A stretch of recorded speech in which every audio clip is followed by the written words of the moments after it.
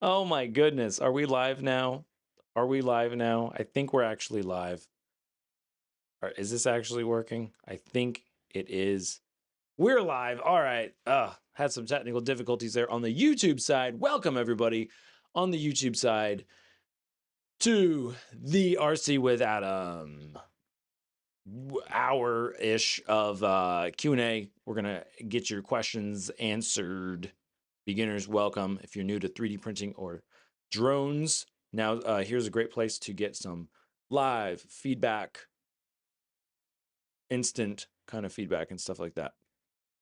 All right, cool. And we are live on Instagram, Facebook, and YouTube, of course. And so basically, if you got questions, there we go. All right, cool. Volcano FPV, welcome. Welcome on the YouTube side. It wasn't working. We were having some issues before. It was weird. So if you have questions, leave them in the comments of the, either on YouTube, Facebook, or Instagram. And we're going to see if we can help you with them. Otherwise, we're just going to kind of hang out and talk about those topics. All right. All right. Let's kick things off with kind of where we left off yesterday. We were talking about ELRS and stuff like that. And then we started talking about controllers or transmitters. And let me pull this up. Let me share my screen with you. So we're talking about, let's talk about the FlySky ProArt PA01 transmitter. I believe it was Flex FPV who was saying that it looks really cool. And I just saw this yesterday that FlySky has a new radio coming out. And I was like, whoa, that's neat. Or is it? So anyway, we're going to look at that. We're going to look into this. I already looked into it actually a little bit because I couldn't stop myself, but it has a bunch of cool lights, a bunch of cool buttons. First thing that I actually cared about though is if we go to the specifications, you'll see the wireless protocol is AFHDS3 and ELRS. Now that's really cool. I mean, it's great that it has ELRS, and that's what we were talking about, is how like so many radios now have ELRS built into them, and it's becoming cheaper and a lot of times like better than other systems. And that's your wireless protocol to have your radio connection from your transmitter or your controller to your drone in the sky, or specifically to the receiver, which connects to the drone flight controller. The thing is, I was like really excited because I was like, oh, cool, I can use all my FlySky like receivers if I got this, because I'm kind of like the FlySky guy, right? Even though I kind of moved away from using that with drones, but AFHDS3, that's their new latest and greatest protocol for their new receivers, and I don't believe it's backwards compatible. If I'm wrong, somebody let me know because I wish I was wrong on that, but I don't think it's backwards compatible, which means that if you want to use AFHDS3, you're going to have to buy new receivers anyway. So that's not really helpful for me in that regard. And then if I was going to go over to ELRS, I would just have to get new ELRS receivers anyway. So, But that said, potentially the radio itself could be a big benefit. It looks like obviously we have 2 sticks. We have 4 customizable buttons. We have 3D mesh anti-slip grips. Wow, wow, wow. USB-C, direct connect to simulators. I mean, so far that's not super special. We definitely have cooler lighting, right? So it certainly looks cooler. Akash bag over on YouTube. Welcome. Let me read what you're saying.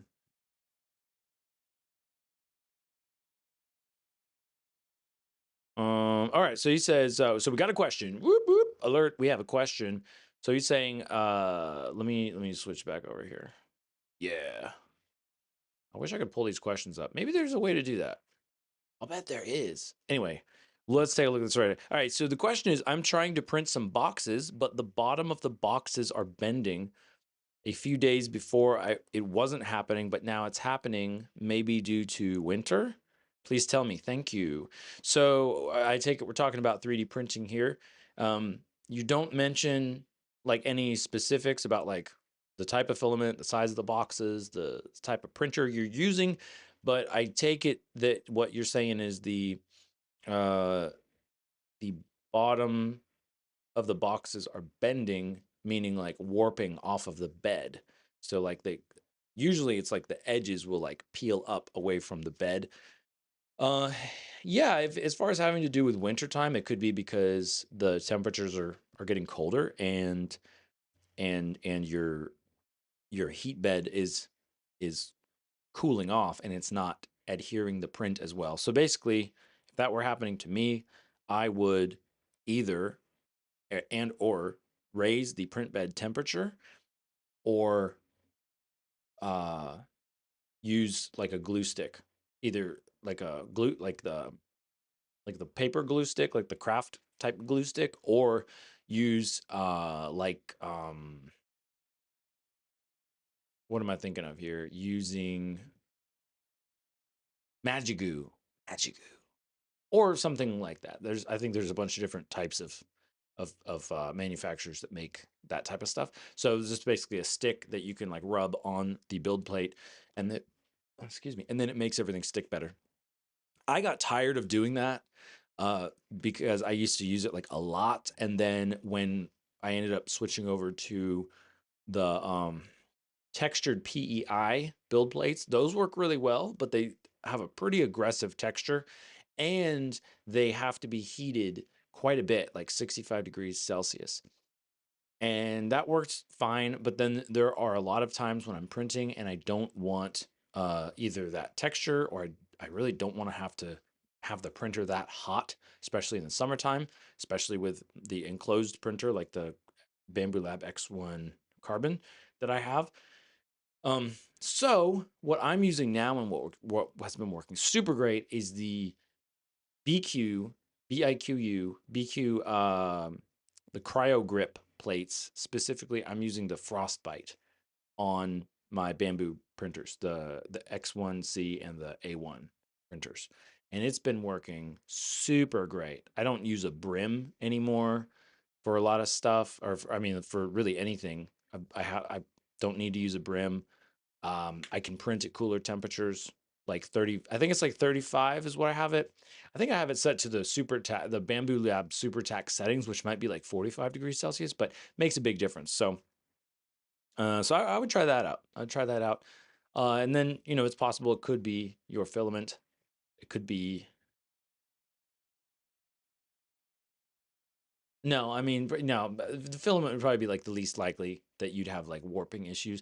But the other thing would just be to clean your build plate. So clean it before you do the glue stick and all that stuff. So clean it with, depending on what it is, you could use isopropyl alcohol, maybe at first, but usually just using like a like a dish soap, like a um anti-grease dish soap, like Dawn or Palm Olive or whatever.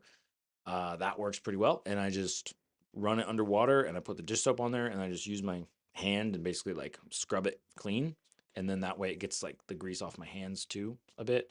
And because I don't want to use like the kitchen dish sponge because that might have like some grease like from food or something on there. And I don't necessarily want to use that to get on the cross contamination basically. So that's my suggestion. There you go. All right. Do we have any other questions? Any other questions? Checking out over at Instagram and do not see any questions. But thanks for joining us anyway. So that's a good question though. And especially if you just started having bed warping issues, it very well could be that the build plate is not clean. But there could be other potential issues like your if your build plate is not level or your print bed is not level, that could be an issue because it could be printing too high in one spot and too low in another spot, and then you're going to have um, some connection issues there. All right. Let's see here. All right, we got Captain John Aviation over at Instagram. Welcome. Is that the same Captain John from YouTube? Let me know in the chat if that is you. I have not. Actually, I haven't been keeping up on that side of YouTube, actually. So I was going to say, I haven't heard from you in a while, but maybe I just haven't opened my ears in a while. But anyway, welcome. Welcome everybody on the Instagram side of things. We are talking about drones and 3D printing. And especially if you're a beginner and you're getting into this, that's awesome. You're already making great life choices. But sometimes it can be very overwhelming and confusing about what to do and how things work and stuff. And you just want some immediate help. That's what this is for. So if you have questions, put them down in the chat below. Or if you just want to talk about some cool stuff. All right. Yeah, it is the same Captain John from YouTube. Okay, cool. Awesome. Well, and he says he hasn't been active himself. I know. I think he's going to school or something. I believe that's what I heard last. I hope that's going well. Did you ever get that package that I sent you? Because I don't remember. Like I think I had a bunch of stuff going on too, and then I sent you out a package, and I don't know if it ever got to you. So if it did get to you, or I guess if it, well, I can't really do anything about it now if it didn't get to you. I think this was like last year, but let me know if you did or did not get it. So at least that won't be a mystery. I hope I addressed it right. Maybe, I don't know. Anyway, all right, let's jump back over to let's do some screen sharing here. Screen sharing. So yeah, so we're talking about this guy right here, the new transmitter. I think it's cool. I think it's probably going to be cool. I don't know. Those buttons on the front kind of look like they might get in the way. And then you got that little scroll wheel. Looks like a really nice screen. 2.4-inch full view, high resolution IPS color display. Yeah. So that's something like if you are looking to get a transmitter, something because there are so many out there and they look so similar. Like many of them are this sort of game pad style. I think it's just good to know or to consider like what are you doing with it? Like what are you just going to be flying FPV drones or are you going to be flying more complex drones or are you going to be flying airplanes? And like what kind of stuff are you going to do? And then of course, how are you going to hold it as well? Are you going to use like a pinchy grip or are you going to use your thumbs? Because like this screen here, for example, because we looked at there it is, boom, the Radio Master TL8 radio. That's what Flex FPV was saying is super cool because it's $35. That's crazy, but you can also tell it's also pretty simple. Sometimes simple is the best, you know. So we got pretty simple layout here. You'll notice, we don't have a whole bunch of buttons and switches like we do on the FlySky over here, but you'll also notice that it has a screen there. And so what I'm getting at here is pretty much with FPV drones, you do so much of the settings through Betaflight or whatever your flight configurator is, and you can do that on the phone. So you don't need to have a screen in your transmitter to change a bunch of settings. Now that can be, usually some kind of screen is really helpful because if you need to like reverse channels or do something like that. So I am for having a screen of some kind. Just so you're not dependent on like, I don't know, connecting it to your phone or doing something like that to change things in your transmitter. However, if you think about it, if you're flying FPV, you have goggles on your face while you're flying. So that screen won't do you any good when you're flying. So it doesn't need to have a bunch of like flight information on it or something like that, which is kind of what they're showing. I mean, this is just like an example in their marketing materials, but where did it go? It was right. Golden grip size. That's the golden grip size for big hand, small hand. That's funny. Balanced center of gravity. Thank you, Fly Sky. Thank you for considering that. Built-in gyroscope? What? Oh. Oh. Huh.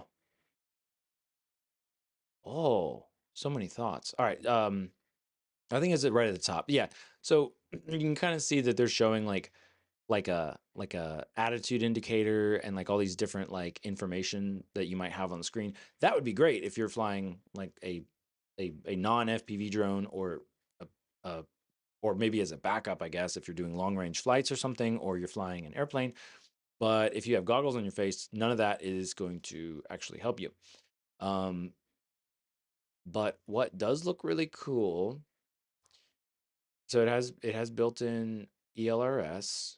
It's got a retractable, rotatable antenna. Yeah, stability, the soul of a controller.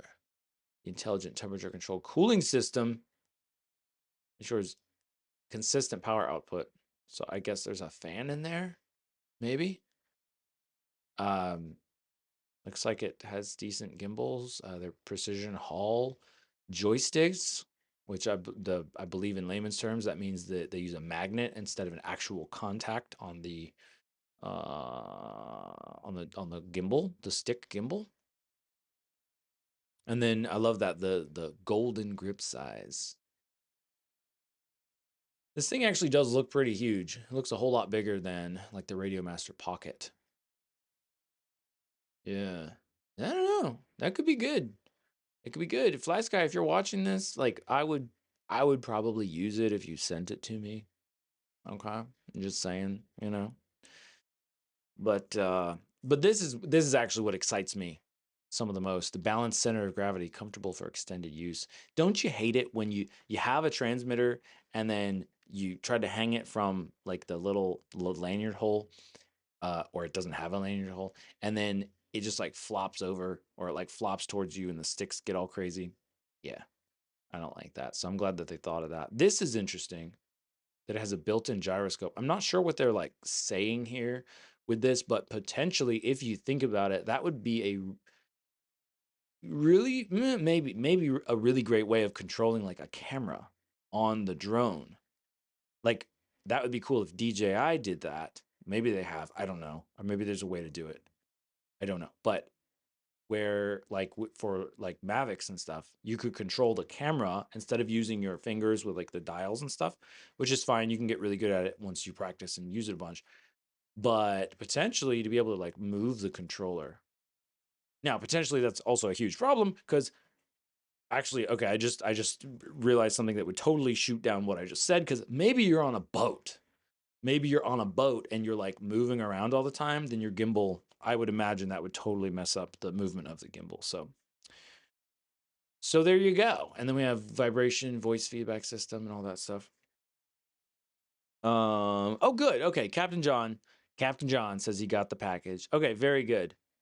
I can't even remember what I sent. I just know I crammed a bunch of like FPV stuff and like stuff that I wasn't using anymore. So good. I am very glad that you got the package, and I totally get that you're busy doing stuff. So because I get that way a lot.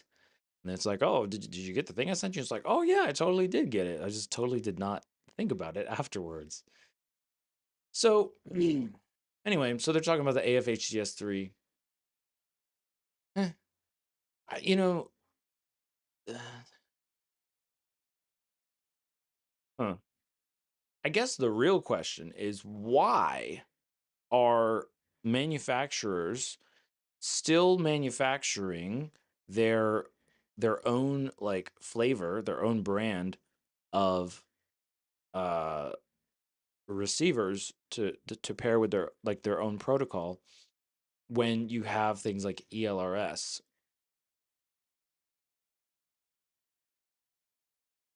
I don't know. Well, I guess they just put so much infrastructure in it. They just have to get rid of everything. They would just have to get rid of all the receivers and not sell them anymore, like FlySky Protocol. But they probably have reasons, I guess, that they want their own protocol and stuff. I don't know. Um, yeah. Okay, cool. So there we go. That was the ProArt PA RC01. And then we got the Radio Master. That's the T8L. See, so I think the T8L would be, I feel like having no screen. I wouldn't want no screen. But then there's the Zorro, which I tried. Did not like the Zorro. Just a weird shape. Didn't feel good for me. Also, it doesn't pack down that small. The ones that have like the kind of the fins, I feel like they don't pack down small. Fins, those aren't fins. Like the little nubs or whatever for your hands. They're like little horns kind of. And then then you have the T8 Pro radio controller, which has like a screen, but it's like really tiny and it like clips onto the back of it, like through the JR port, which that just seems weird to me. Like it feels like an afterthought. So I'm not a big fan of that. What is that? Is that like a trigger? What is on the back of that? I don't know. Don't know. Kind of interesting though.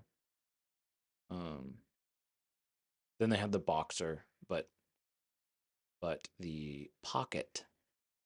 The Pocket is what I have now. That's what I'm using now. That one with the clear, and it's been working great. Really enjoy it. Really like it a lot, and I've been using that with the Crossfire module.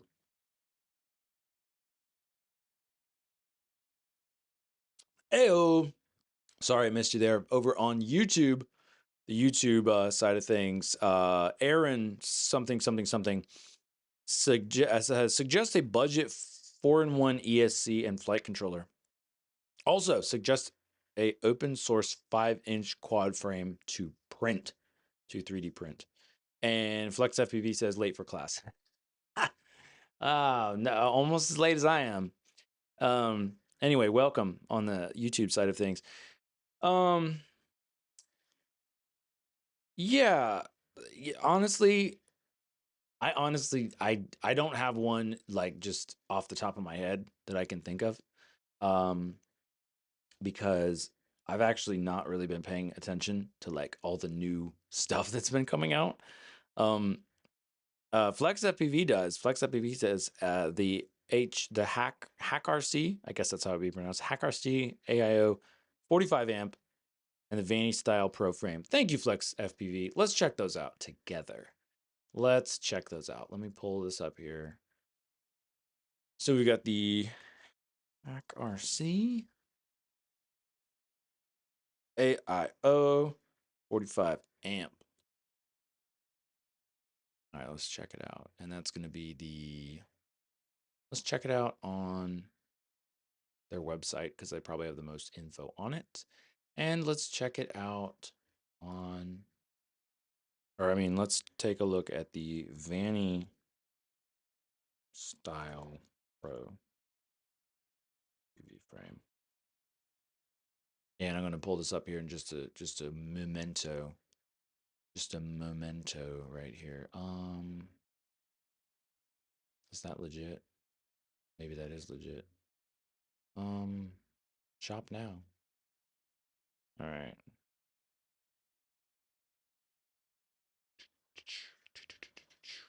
Okay, let's there we go. Okay. Sharing the screen. There we go. You should be able to see that. Cool. So the question is suggest an open source 5-inch frame and a budget 4-in-1 ESC and flight controller. So that would be called like a stack, basically. And Flex FPV is suggesting the Hacker all-in-one 45 amp for the stack, which wouldn't necessarily be a stack because it's an all-in-one. So, what are we looking at? Is that the?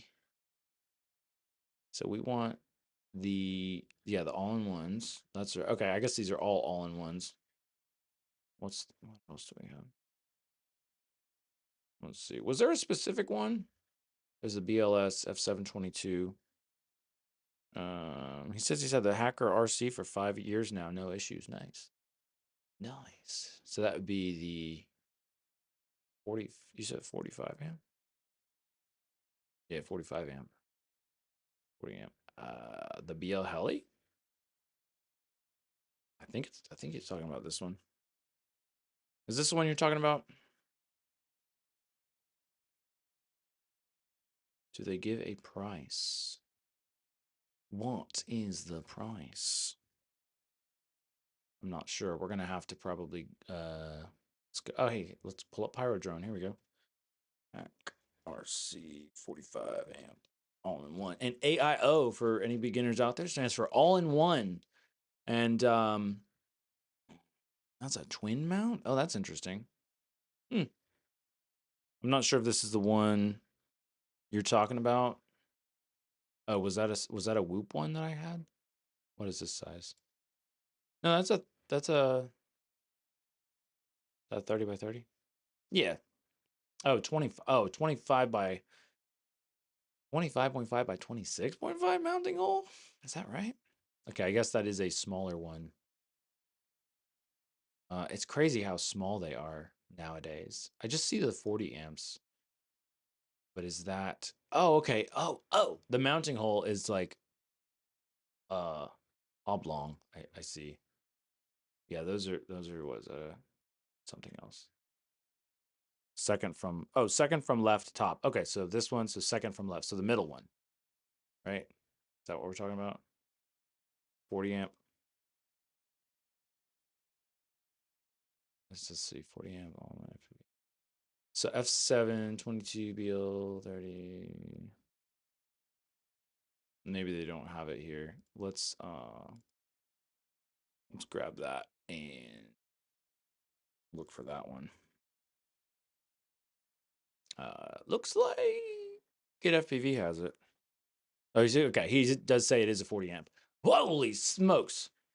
$125. Is that right? F722, BL32. That's an interesting shape. Okay, so that would not be budget, but I'm sure if it's been running for 5 years, it's probably good. So it's a 20 by 20? Is that right? That doesn't sound right. But that's what you're talking about. So yeah, I wouldn't call it like a budget, but but like the thing is when you consider that it's everything, right? You got your 4 ESCs, you got your flight controller. That's why it's the all-in-one. So the benefit that you get from the all-in-one is you're going to save a lot of space and weight. The downside is if you crash it or something goes wrong with it, like you break a part of it, you kind of ruined the whole thing. Some stuff can be fixable, but I don't know about you, but I don't know how to do like micro soldering or nano soldering or whatever it's called. So basically there is a lot of reward, but there's also greater risk involved. And okay. And Aaron's saying they checked and it's not available in India. So that's where it's got to be available, would be India. Let's check out the frame. I'm curious about the frame now. So we'll figure out. Actually, let me just do this. I don't know. Aaron, find out if Get FPV ships to where you are, or if it's just a specific thing, or if it's Get FPV. Because maybe Pyro Drone would be able to ship that to you. I'm not sure. But let's take a look just before we move on to the frame side of things. Let's take a look at all-in-one flight controllers. And let's just kind of go through this here because, like I said, I kind of need a refresher on like what is out there. So first of all, in stock, yeah, we only want to see in stock stuff. So we want to see the size. So it looks like they only have 25 by 25 millimeter size. Not sure. If you go 20 by 20, it gets so dang tiny that like unless you really need it that small, I would recommend going with a larger size all-in-one stack, I think. So I don't think that was the same one. Yeah, but that's the Hacker RC F722. Oh, okay. Wow. They don't have a whole lot in stock. That could be because of like things lately. This guy, the Sky Stars, that's a F4 Whoop toothpick flight controller. 45 amp ESC, 88.99. The GEP RC. Oh, I didn't even see that one. The GEP RC. I don't know what SkyStars is. I don't. Yeah, I don't think I'm familiar with that brand. It could be good. I'm not totally sure. The Darwin Hulk, and then of course, oh, the Flywoo. Yeah, I've used Flywoo a lot, or at least a few. Uh, oh, okay. So this has ELRS built in. Does the other one have ELRS built in? That's interesting. So, so I would say, um, let's see. Flex FPV is saying the SpeedyB stack, SpeedyB version 5 stack. Um, yeah, Aaron's saying the customs are like 20 to 40% in India. Flex FPV is saying it's for whoops. I'm not sure which one you mean. I'm not sure. Maybe the SkyStar one. I'm not sure. I mean, so theoretically, um, what difference does it make if whether it's for whoops or not? I actually do wonder that. Like, that's a genuine question. Also, I mean, I guess the motor wire size, like being able to put thicker wires on there without interfering with stuff. That looks pretty sweet though, because that is 2.4 gigahertz ELRS. So oh wait, is that oh 12 amp. Oh, okay, my bad. Yeah, no, this is totally for whoops. I see what you're saying. Yeah. But this is really cool, and this is one of those things with ELRS is like putting all of it in one board. Like, whoa, like that's pretty cool. Again, potentially very cool. But if you have a problem with the ELRS receiver portion of it, then you kind of have a problem with everything. But potentially that's super cool. That's super cool. But that's not what we're looking for here. So,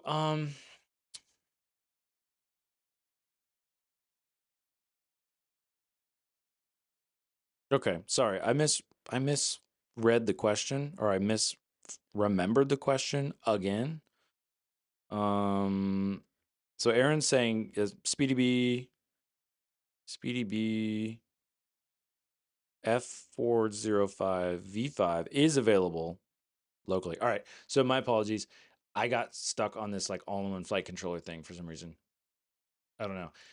Um sorry. So let's go back. Let's go to what was it? Electronics. Flight controller ESC stacks. Yeah, that's what we want. We want a stack. And that's usually like typically what I would recommend. And that's especially if you're just getting started with it, because you're gonna have a lot more space for things like for soldering, and you're not kind of like a all or nothing thing. All right, so Pyrodrone, the SpeedyB stack, that's the mini, the F7 V3. There's a lot of stuff out of stock. Let's look at what's actually in stock. How about that? SkyStars, Hobby Wing. Yeah, I mean, I do know that SpeedyB is, as far as I know, it's a pretty solid option.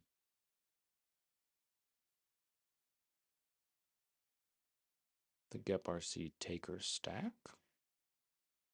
That might be interesting. That's only $90. I know I used a lot of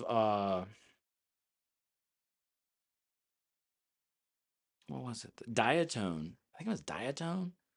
I want to say I used a couple of their stacks. Are they still around? I don't even know. 722 BT, 60 amp, 3 to 6 cell. So your batteries, 3 cell to 6 cell batteries, 30 by 30 stack. This would be a good stack. Like if I don't know if you're building your first drone or something. I probably should have asked you that. Oh yeah, iFlight. iFlight is a solid brand as well. But the benefit of this is like you have really big pads to solder your wires to. You have a lot of space. You potentially a benefit is you could separate. You could separate where your flight controller is from your ESC if you needed to. I don't know. That's not really like a huge benefit for most people though. So that'd be a good one. Let's go over to get FPV, like Speedy B stack. Let's look for a Speedy B stack.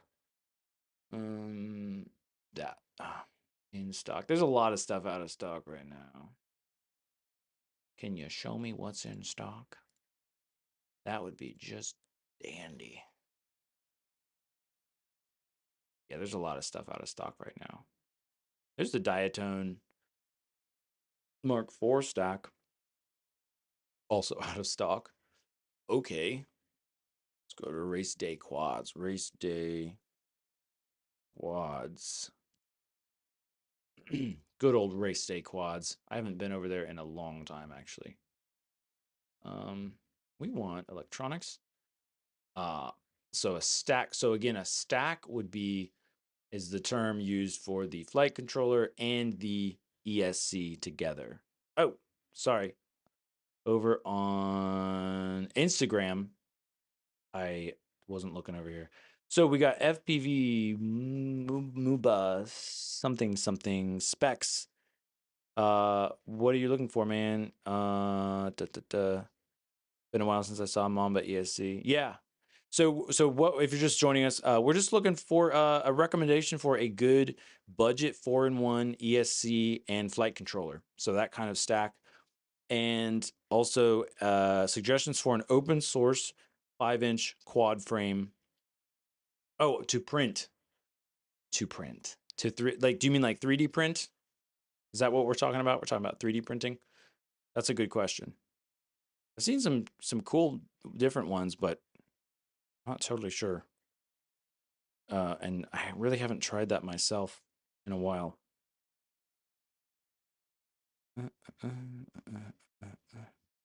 Comes with a USB-C. Oh, yeah.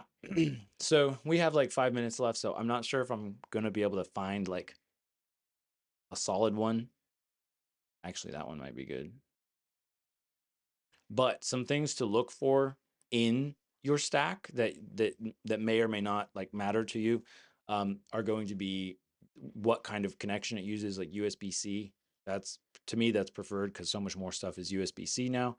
And then also, depending on the type of goggles that you're running and what you need to connect to the flight controller and what you need to power. So some of them, like specifically, what is it? I think it's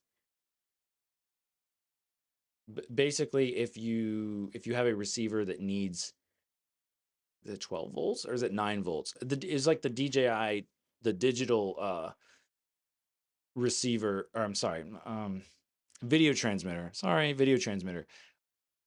You might there are some older like styles of flight controllers that don't have a that aren't set up for digital FPV transmitters. So in this case, like just for example, this JHEMCU brand, they're showing that with the example that it does have a digital HD VTX. So you're good to go for that.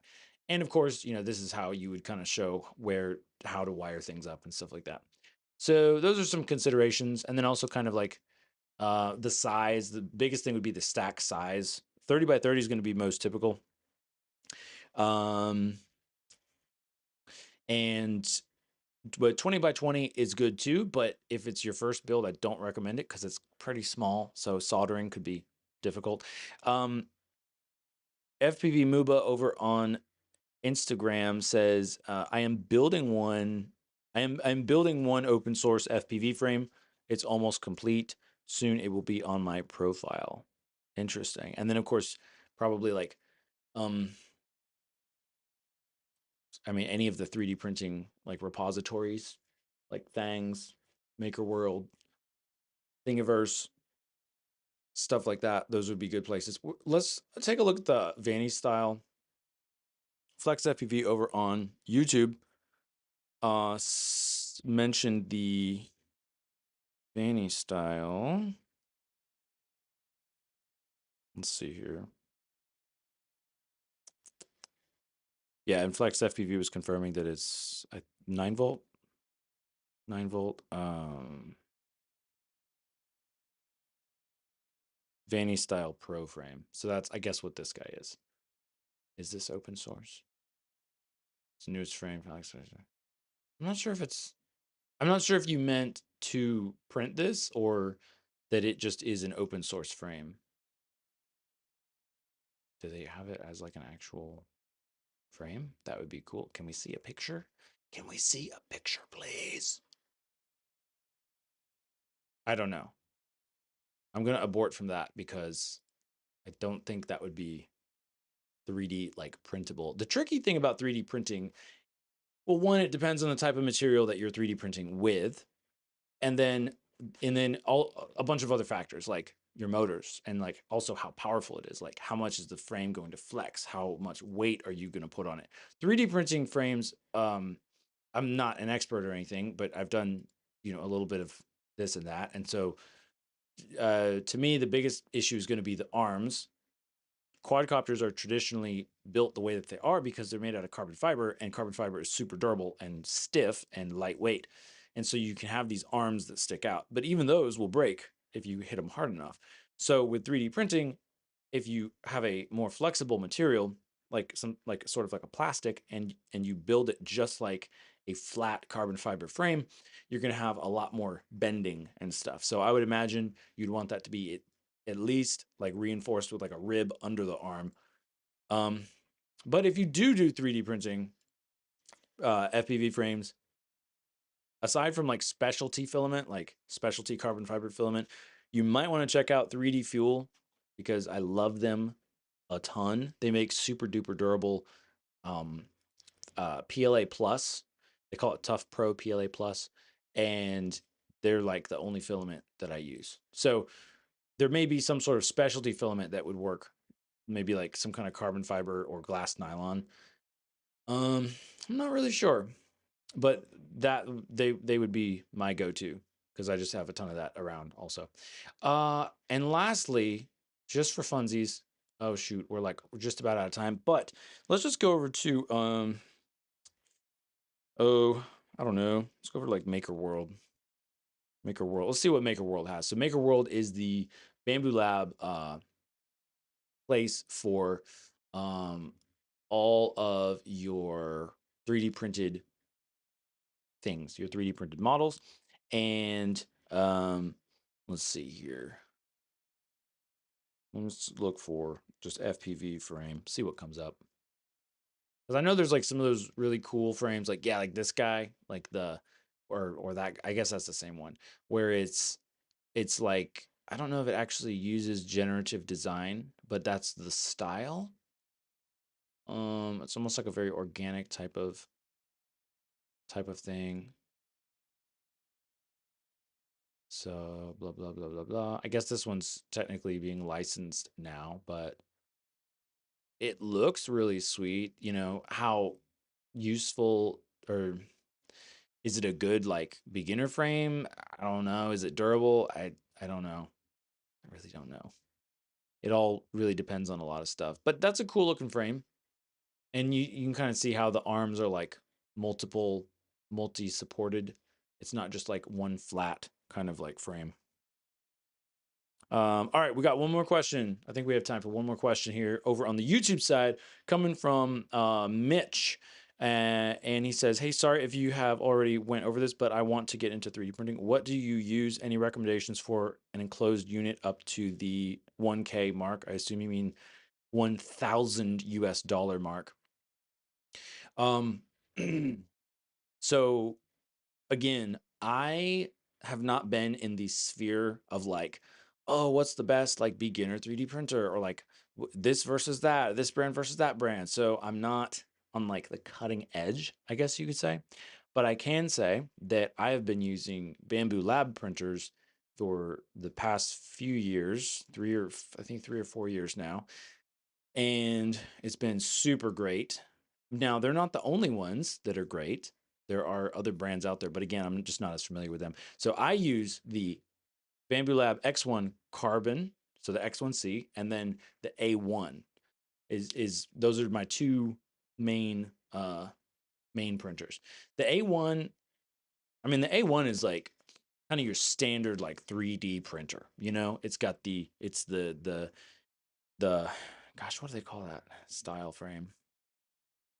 I'm blanking out, but you know, it's you've got the uh basically it looks like a classic 3D printer is what we're talking about. So just to pull those up for a visual. So the A1, that's the A1. You could go with the A1 Mini. It really depends on what you want to print, but personally, I like the A1 because it's the least expensive Bamboo Lab printer with a full size print bed. Um, but I'm sorry. Once again, I got to read these questions better. He's asking about an enclosure. So let me actually talk about one that is enclosed. So the X1C, the other one that I have, which full disclosure, Bamboo Labs sent me like years ago, and they were like, "Hey, do you want to try this out?" And I was like, "Okay." And I was like, "Do I have to do something?" They're like, "No, just try it out and tell us what you think."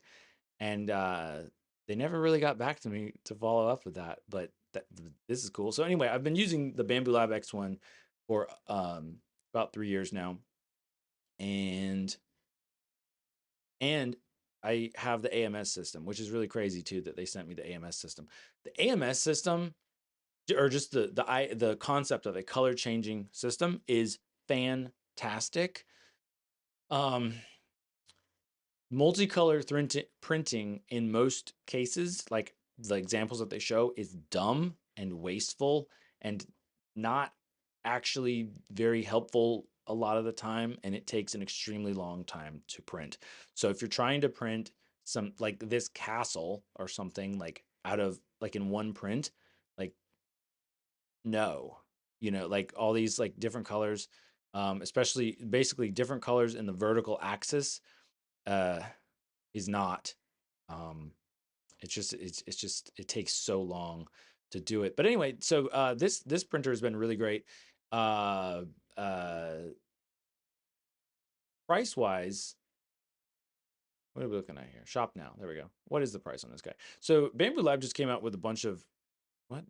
Just find me. Just take me to the store. So they do have some sales going on. But they just came out with like their H2C, H2D, H2S, H2D Pro, like this whole other series, and then they upgraded their P1 series. So, gosh, where is it? There we go. P1 series. So they have the P2S, which I guess is the new one, and then the P1S, which is the old closed one. So you might want to take a look at the P2S. They say flagship performance mid-range price. The X1 is for engineering and professional, just to give an idea, and then we're gonna wrap it up. No, it's exclusively through authorized resellers. Okay, they might be phasing this one out because they just upgraded their P series. Okay, so there you go, $549 for for that. The P2S combo, which that is what I would get. Um, I'd get the AMS system right out of the gate. I'm not sure if it comes with the new AMS system. There's some things about the new AMS system that I don't think are actually helpful, like the filament drying. Like if you can't dry filament and use it at the same time, that's not super helpful. Because I keep mine running like, well, I try to keep it running like all the time, you know, because I actually use it for like work, business stuff. Um, so if it's not running, it's not, you know, it's not making money basically. So there you go. Hopefully that'll give you like kind of a starting point. But again, there are a lot of other ones out there. Um, I want to dig into, maybe we'll dig into that tomorrow if I'm here tomorrow. I think I'll be here tomorrow, same time, same place. If not, maybe the next day. Maybe we'll do some refreshing on what's out there with 3D printing. So Flex FPV, Aaron, Mitch, everybody else, everybody over on Instagram. Thanks for hanging out. Thanks for joining. And we will be back again soon. So guess what? It's Christmas time. So Merry Christmas, everybody. Thanks for joining me and see you tomorrow. Bye, Instagram. And bye, Facebook. And last but not least, see you later, YouTube. Thanks for hanging out. And yeah, and you can continue to leave comments and questions or help each other out with answers in the I guess the comments of this video once it actually gets posted. So see ya.